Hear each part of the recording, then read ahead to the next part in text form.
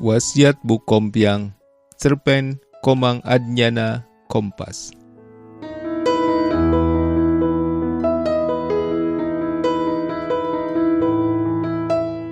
Ibu Kompiang meninggal karena sakit paru-paru meski sudah dirawat di rumah sakit di luar negeri. Sebelum nafasnya terputus, rohnya melayang, ia masih sempat memberikan surat wasiat kepada Gorda, anaknya. Sebagai pemimpin kelompok media terkenal di pulau ini, Gorda merasa harus menggelar upacara pengabenan dengan megah. Dan benar saja, rentetan upacara kematian itu justru berlangsung seperti sebuah perayaan. Ya, perayaan, karena memang konon begitulah sejatinya makna kematian.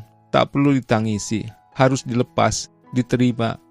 Ditolak pun malaikat maut tak akan mundur bila memang sudah waktunya. Klise memang, tapi kematian Bu Kompiang sama sekali tak klise. Ia istimewa, tepatnya dibuat istimewa.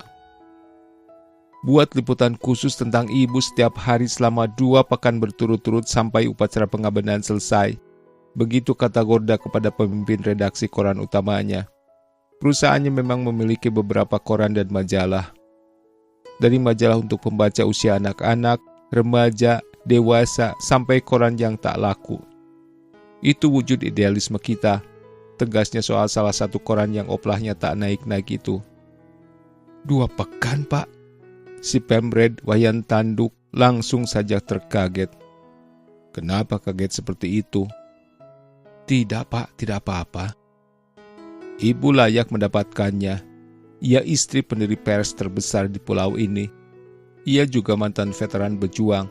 Bukankah ia sungguh layak mendapatkannya? Iya, Pak, sungguh layak, Pak, jawab si Pemred tergagap. Benar kan? Iya benar, Pak, benar sekali. Si Pemred banggut-banggut sampai membungkuk-bungkuk untuk meyakinkan si bos besar. Ibu orang baik, pembaca pasti menginginkannya. Banyak yang menghormati beliau, si Pemred menambahi. Kalimat terakhir itu ternyata sangat ampuh. Gorda mengakhiri rapat dadakan tersebut. Dengan di antara ajudan merangkap sopir pribadinya, ia bergegas meluncur ke tempat jenazah ibunya disemayamkan. Dalam hatinya mungkin berujar, Ibu, aku akan membuatkanmu perayaan kematian yang paling meriah. Tunggulah. Sementara si Pemred juga bergerak cepat, staf redaksi dikerahkan untuk terlibat diskusi. Tim liputan khusus dibentuk, ia harus berhasil, bila tidak, kalimat dasar otak udang yang biasa disemprotkan si bos bila marah atau kecewa akan membuat telinga beserta wajahnya memerah. Apalagi ini masalah sensitif. Si bos sedang berduka. Ia baru saja kehilangan ibu yang mengandungnya selama 9 bulan tepat, merawat dan membesarkannya. Semua orang harus peka terhadap rasa kehilangan, bukan? Tanduk dan anak buahnya memutar otak, menetapkan sisi-sisi kebaikan dan kepahlawanan Bu Kompiang yang harus digali. Berikut tokoh-tokoh mana yang harus dijadikan narasumber. Semakin terkenal dan tinggi kedudukan tokohnya, semakin bagus. Atau bisa juga yang mengutamakan sisi human interest, seperti kawan sesama veteran, saksi sejarah yang masih hidup. Luar biasa, kita bergerak secepatnya, mulai sekarang, perintah si Pemred yang tiba-tiba jadi bersemangat. Iya, Pak, jawab tim liputan khusus kematian Bu Kompiang secara serempak. Tak ada yang berani protes langsung, tapi beberapa menggerutu gumam tak jelas, takut-takut berani. Benar-benar keterlaluan. Ada-ada saja, tak udang. Narsis. Siapa yang bilang narsis? Maaf, tak ada. Kematian kok dikomersilkan. Sudah. Itu penghormatan. Lalu gumaman dan gerutuan itu makin lama makin mendengung di kantor tersebut. Dengung yang sebentar kemudian lenyap jadi penerimaan. Kita makan dari kantor ini seperti menepuk air di tangan, apalagi orang sedang berduka. Hargai. Begitulah sepanjang 2 pekan itu, orang yang datang menjenuhkan, melayat tak henti-henti. Yang ikut magebagan, begadang malam juga membludak. Dari karyawan kantor yang jumlahnya ratusan, masyarakat biasa, pejabat daerah, sampai pejabat dari pusat. Sepanjang 2 pekan itu pula berita tentang Bu Kompiang tak henti-hentinya. Ia benar-benar menjadi pahlawan. Konon Bu Kompiang adalah pejuang wanita bersama salah satu pahlawan nasional. Ia turut menyaksikan sendiri bagaimana Jepang menyerbu pulau ini. Ia wanita pemberani, ulet, tekun dan rela berkorban. Itu terungkap dari rekan-rekannya sesama veteran yang masih hidup. Sementara di mata para pejabat daerah, Bu Kompiang adalah figur yang pantas dicontoh. Ia tidak hanya sumber inspirasi bagi para karyawannya, tetapi juga masyarakat luas. Dialah yang menggagas munculnya slogan pulau ini harus senantiasa berbasis budaya. Semangatnya harus ada yang meneruskan. Itu tugas para generasi muda. Begitulah, sepanjang 2 pekan Gorda sibuk menerima para tamu yang datang. Salaman, pelukan tanda duka, senyuman sebagai rasa terima kasih, foto bersama, dilakoni dengan setulus-tulusnya. Gorda tak bermaksud apa-apa, sungguh. Ia hanya ingin menghormati jasa ibunya. Ia merasa layak sang ibu dihargai tinggi. Lalu foto-foto itu akan muncul di koran tiap harinya, terutama untuk pejabat-pejabat penting. Pejabat-pejabat yang juga biasa diberitakan baik-baiknya saja, ditinggi-tinggikan agar terus masang berita berbayar. Dengan begitu, ia merasa ibunya telah diakui secara layak. Buktinya seluruh komentar tokoh-tokoh itu baik-baik, membanggakan. Ibu, tersenyum lebarlah engkau di sana. Di mata Gorda dan keluarganya, Ibu Kompiang adalah penglingsir, sebutan yang sangat khusus di pulau ini. Makna halus yang tersirat sungguh luar biasa. Tidak hanya soal ketuaan, tapi juga rasa mengayomi, sosok yang meneduhkan, penuntun, bahkan juga pemimpin, sesepuh. Memang begitulah adanya Ibu Kompiang. Jiwa pemimpinnya sangat tinggi, bahkan barangkali berlebihan. Kita sebagai pekerja harus senantiasa bekerja dengan sepenuh hati. Jangan melulu soal uang, harus diutamakan prinsip ngayah, sukarela. Itulah kalimat yang paling sering diucapkan kepada para karyawan. Lalu dalam hati karyawan-karyawan itu akan menjawab, gaji kecil, kerja penuh aturan, masih disuruh ngayah. Memangnya anak istri dengan begitu bisa makan di rumah? Tentu saja jawaban itu tak berani diucapkan langsung. Mereka menyimpannya sendiri. Kalau ketahuan bos besar bisa disemprot habis-habisan. Sebutan dasar otak udang akan berloncatan. Perubahan sikap baru muncul setahun terakhir. Ibu Kompiang sangat jarang datang ke kantor. Kalaupun datang, penampilannya sangat berbeda. Raut wajahnya tak lagi tinggi, kata-katanya halus, lebih realistis dan bisa diterima sesuai kondisi karyawan. Kesan lingsir yang benar-benar mengayomi sedikit demi sedikit mulai terlihat. Dari ajudan pribadi Gorda diketahui kalau di rumah, Ibu Kompiang belakangan lebih suka menyepi. Ia bahkan tak lagi suka baca koran buatan perusahaannya sendiri, tak mau ditemui banyak orang, tak juga mau terlibat dalam kegiatan kantor. Pertengkaran dengan Gorda juga dikabarkan sering terjadi, entah karena masalah apa. Yang ada hanya kasakusuk tak jelas. Kesejahteraan karyawan, gaji, berita tak seimbang, idealisme yang hilang, komersil, dan banyak lagi. Semua hanya sepintas-sepintas.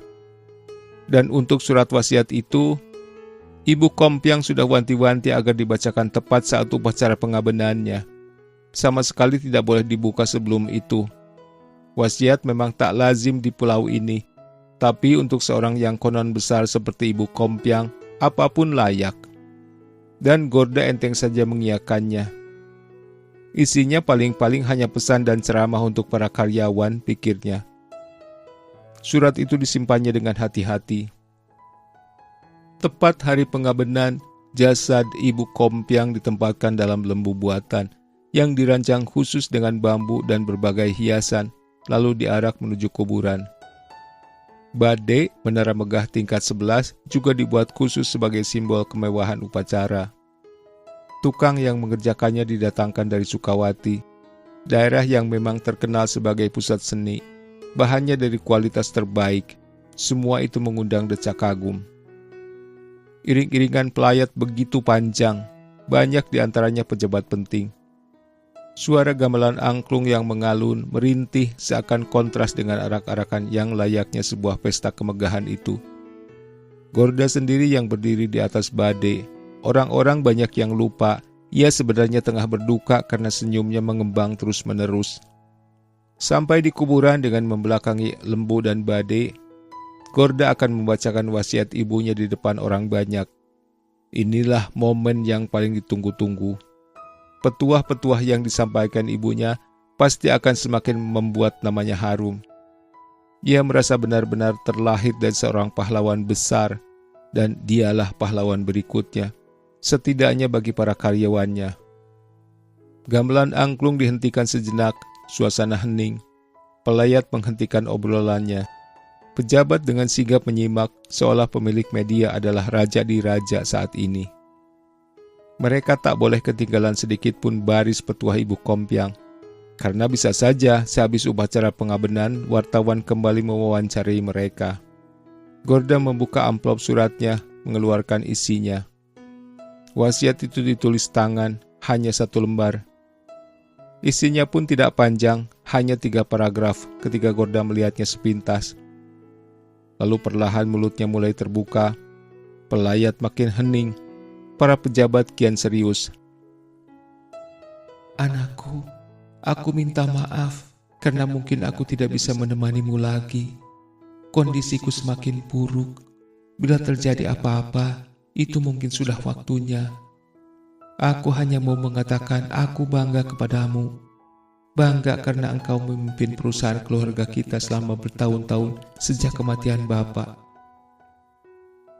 Gorda menghela nafas sejenak, bersiap untuk paragraf berikutnya. Paragraf pertama terasa sangat personal dan para pelayat belum tersentuh. Buktinya tidak ada yang menitikkan air mata. Tapi anakku, aku harus jujur. Gorda tiba-tiba menghentikan suaranya. Untung saja matanya melihat kata-kata selanjutnya terlebih dahulu. Ia terkaget. Para pelayat mulai tersentuh. Mereka mengira si bos besar sebentar lagi akan meneteskan air mata. Tak kuat menahan kehilangan teramat sangat. Gorda masih belum melanjutkan. Ia sengaja menyeka matanya yang sebenarnya tetap kering. Ia baca terlebih dulu sampai paragraf terakhir habis.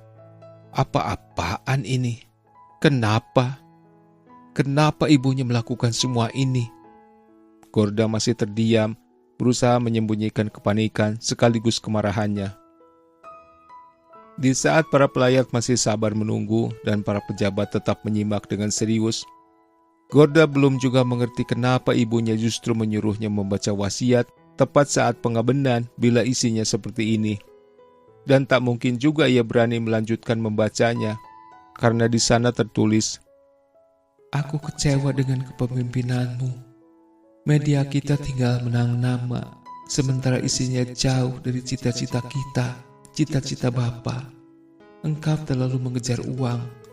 Aku kehabisan akal untuk menasehatimu. Media kita kau jadikan mesin uang, karyawan kau peras, kau manipulasi.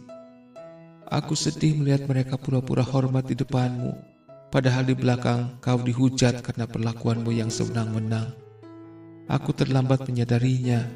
Ini juga salahku. Bila aku mati anakku, aku tak mau upacara pengabenan yang megah. Sungguh tak mau. Aku mau mati dengan biasa. Tapi aku ingin kau mengerti sendiri. Mengerti dengan hatimu. Aku tak mau dibuatkan lembu. Tak mau dibuatkan badai. Kalau bisa, aku ingin meniru pedanda itu. Pedanda yang tersohor itu. Kau pasti tahu. Mati dengan biasa. Aku pernah menceritakannya padamu. Aku bahkan ingin meniru Pekak Gubrek yang dulu terkenal di desa kita, yang tahu hari kematiannya, yang menyiapkan peralatan upacara sederhana sendiri sebelum ia benar-benar pergi. Tapi siapakah aku ini dibandingkan dengan mereka? Aku baru sadar, aku bukan apa-apa, bukan siapa-siapa anakku. Begitulah pelayat-pelayat mulai berbisik-bisik penasaran. Para pejabat mulai berpikir raja media ini berlebihan. Dan Gorda belum juga mengerti kenapa ibunya berbuat seperti ini. Gamelan angklung masih berhenti. Lembu dan badai megah juga masih menunggu untuk dibakar. Sungguh sebuah kemegahan sementara. Ephemeral grande, kata seorang penulis artikel hebat itu. Gorda masih terdiam, lama sekali.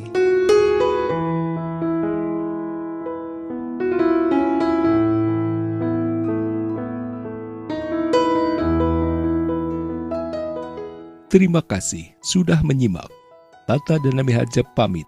Selamat menikmati hari yang menyenangkan.